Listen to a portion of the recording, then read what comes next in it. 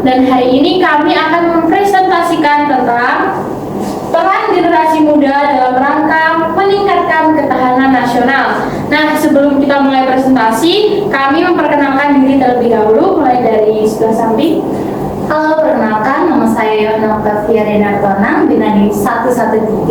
Nama saya Gracia Horacio Hilda dengan NIM 114. Nama saya Sabina Sinta Fadria dengan NIM 125. Nama saya Agnes Windari Intan Purnama dengan NIM 131. Nama saya Rupa Nabila dengan NIM 134. Nama saya Caya Mustika dengan NIM 143. Nah, untuk slide yang pertama ini ada definisi konseptual. Di sini ada dua pengertian, yaitu yang pertama menurut UU Nomor 40 Tahun 2008 tentang kepemudaan.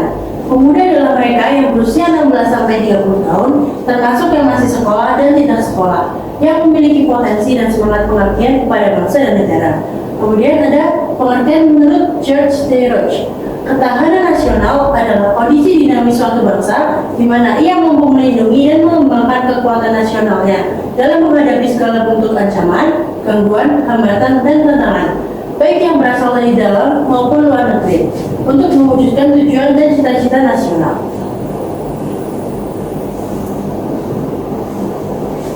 Selanjutnya adalah pengaruh generasi muda terhadap Trigatra.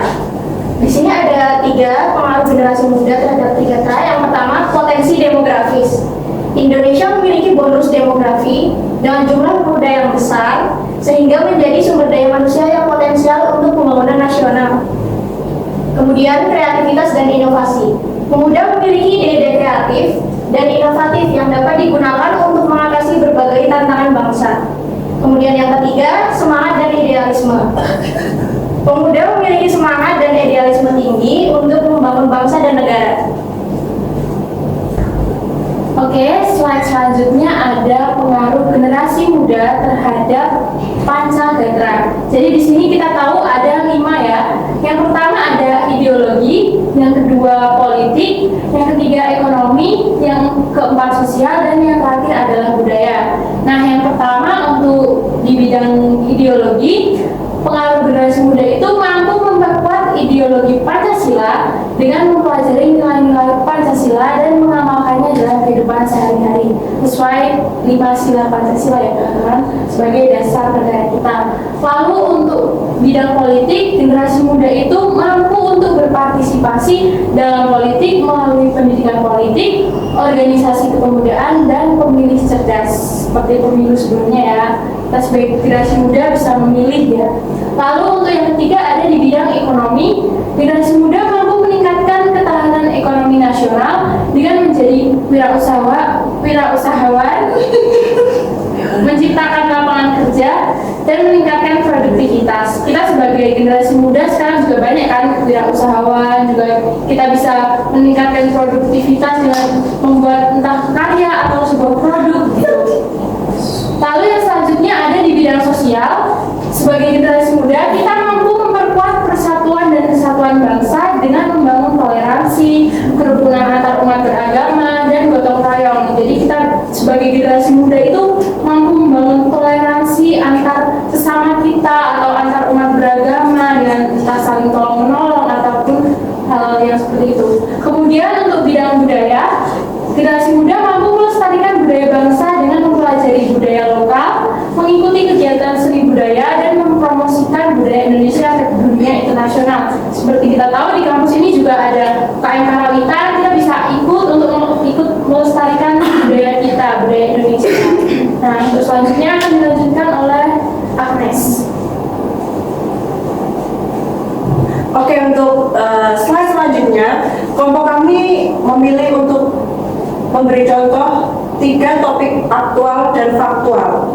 Yang pertama adalah generasi muda dalam era digital dan teknologi.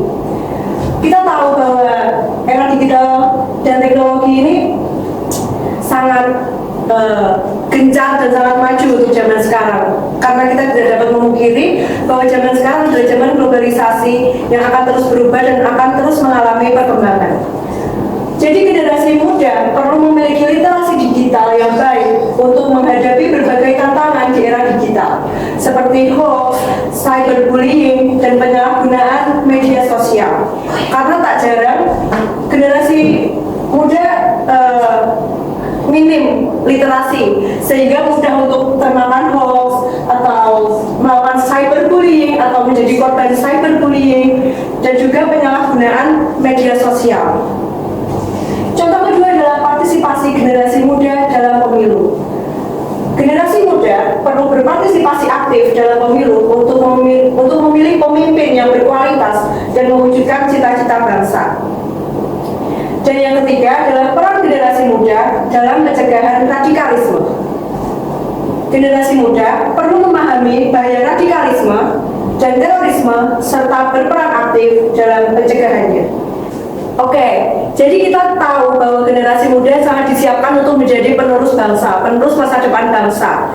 Maka dari itu generasi muda harus disiapkan dengan sebaik mungkin menjadi generasi dengan sumber daya manusia yang baik. Selanjutnya adalah tantangan, ancaman, hambatan, dan gangguan. Di sini dari 3 contoh, di sini kami memilih contoh generasi muda dalam era digital dan teknologi yang semakin maju sebagai contohnya. Jadi tantangan yang akan dihadapi oleh generasi muda terkait dengan era digital dan teknologi yang semakin maju adalah untuk mempersiapkan generasi muda untuk dapat memahami tentang cara teknologi dapat digunakan untuk meningkatkan ketahanan nasional secara lebih mendalam. Yang kedua adalah ancaman. Ancaman terbesar dalam era digital adalah serangan cyber yang dapat berupa serangan terhadap infrastruktur penting seperti sistem keuangan atau komunikasi. Karena di zaman sekarang sangat mudah untuk mendapatkan informasi pribadi melalui sosial media, dan itu merupakan ancaman yang akan generasi muda hadapi dalam rangka untuk meningkatkan ketahanan nasional. Selanjutnya, Selanjutnya ada hambatan dan gangguan. Yang pertama adalah hambatan. Kurangnya keterampilan kritis dan analitis yang mana dalam menghadapi tantangan kompleks yang terkait dengan keamanan sosial di era digital. Keterampilan kritis dan analitis sangat penting. Yang kedua adalah gangguan. Gangguan mental dan emosional pada generasi muda, tekanan dan tuntutan dari era digital yang cepat dan terus berkembang dapat menyebabkan gangguan mental dan emosional pada generasi muda. Selanjutnya ada solusi. Di sini kami memberikan 4 solusi dari masing-masing tantangan, ancaman, hambatan, dan juga gangguan. Solusi pertama dari tantangan. Solusinya yaitu menyelenggarakan pelatihan dan workshop tentang teknologi dan ketahanan nasional kepada masyarakat, terutama kepada pemuda dan pemudi yang ada di daerahnya masing-masing. Lalu pelatihan ini dapat ditargetkan untuk siswa, mahasiswa, dan masyarakat umum. Mendorong partisipasi generasi muda dalam kegiatan-kegiatan yang berkaitan dengan teknologi dan ketahanan sosial. Lalu yang kedua ada solusi dari ancaman, yaitu memperkuat infrastruktur keamanan cyber nasional. Ini termasuk meningkatkan kemampuan untuk mendeteksi dan menanggapi serangan cyber serta mengembangkan teknologi keamanan cyber yang baru.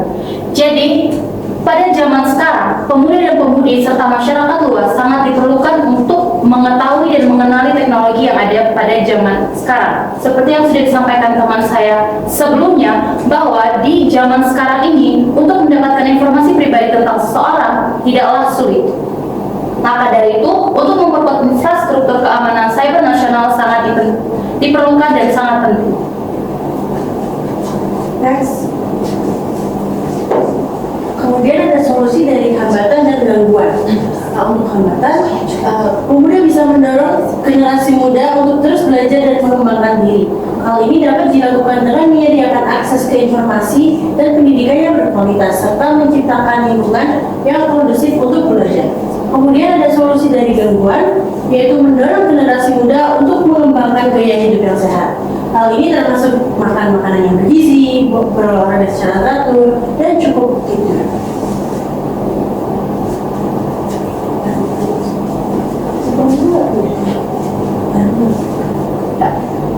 Baik, setelah presentasi tadi, kami akan memberikan pendapat kami masing-masing sebagai generasi muda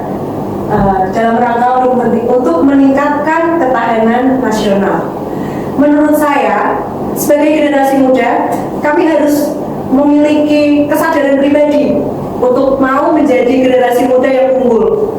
Tidak hanya untuk diri sendiri, namun untuk sekitar kita, termasuk untuk ketahanan nasional atau ketahanan negara. Walaupun dengan berbagai ancaman, tantangan, hambatan, dan gangguan, itu tidak memungkiri kita untuk menjadi generasi unggul dan dapat membantu untuk meningkatkan ketahanan nasional. Selanjutnya, Untuk saya sendiri, kesimpulannya sebagai seorang generasi muda, kita harus berhati-hati dalam bersosialisasi, terutama bersosialisasi di media sosial. Karena seperti sebelumnya yang telah teman saya jelaskan, bahwa zaman sekarang sangat mudah bagi seseorang untuk mencari informasi tentang seseorang, terutama di media sosial.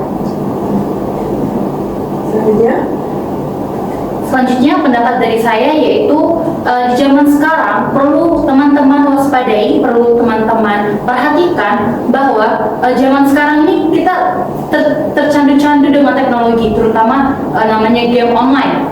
Banyak sekali teman-teman kita di luar sana yang tidak mengetahui ancaman-ancaman dari aplikasi yang sebenarnya mengancam kita tanpa kita sadari.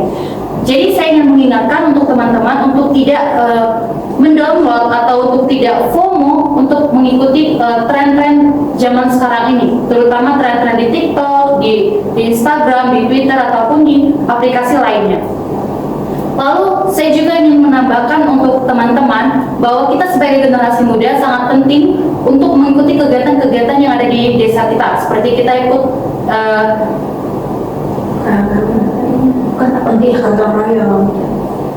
seperti kita mengikuti kegiatan Karang Taruna, gotong royong, mengikuti kegiatan di keagamannya masing-masing dan di lingkungannya yang ada. Terima kasih. Kalau dari saya sendiri, saya juga setuju dengan pendapat dari Yohana, juga dari Agnes. Yang pertama, kita memang perlu sadar ya sebagai generasi muda. Yang pertama, kita harus mulai dari diri sendiri dulu. Kita sadar kita sebagai generasi muda itu harus melakukan apa untuk negara kita, terutama untuk meningkatkan ketahanan nasional. Juga tadi yang dibilang Yohana tadi, kita juga harus bijak ya dalam bermedia sosial. Ya walaupun teknologi itu memang sangat membantu, tapi alangkah baiknya kita juga tetap bijak dalam menggunakannya. Dan kita juga perlu untuk tetap bersosialisasi secara langsung ya, bukan hanya secara virtual, karena kita juga harus tetap mengembangkan atau tetap bersosialisasi dengan orang-orang, ya berinteraksi dengan orang-orang sekitar itu sangat perlu sekali. Walaupun memang akan ada banyak tantangan atau hambatan, gangguan, dan ancaman, tapi ya kita harus tetap sebagai generasi muda, kita tidak boleh pantang menyerah. Kita harus selalu berusaha untuk menjadi penerus generasi yang maju untuk bangsa kita. Kemudian dari saya sendiri, mungkin kita sebagai generasi muda bisa menerapkan solusi-solusi yang sudah kita buat tadi dari presentasi, solusi dari ancaman, gangguan, hambatan, dan tantangan. Kita sebagai generasi muda bisa menjadi lebih produktif dan tidak terpaku pada gadget. Jadi kita bisa melakukan kegiatan yang positif, berolahraga, dan bisa bersosialisasi dengan teman-teman sekitar kita. selanjutnya, Kemudian dari saya, sebagai generasi muda, kita harus terus mengembangkan potensi diri kita, mulai dari pendidikan, gaya hidup sehat, kemudian menjaga kesehatan mental. Dan itu termasuk dengan gaya hidup sehat seperti berolahraga, makan makanan yang bergizi, kemudian tidur dengan cukup. Baik, sekian presentasi dari kami kelompok 6. Terima kasih. terima kasih.